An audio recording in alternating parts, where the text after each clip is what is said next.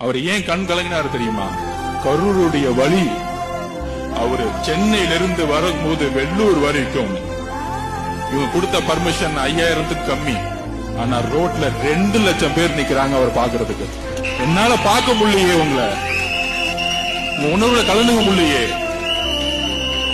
அந்த வழி. அவர் ஏன் கண் கலங்கினார் தெரியுமா? கரூருடைய வழி.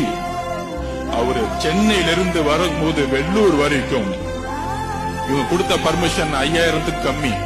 ஆனா ரோட்ல 2 லட்சம் பேர் நிக்கிறாங்க அவர் பாக்குறதுக்கு. என்னால பார்க்க முடியலையே, உங்களை உணவுல கலந்துக்க முடியலையே. அந்த வழி. அவர் ஏன் கண் கலங்கினார் தெரியுமா? கரூருடைய வழி.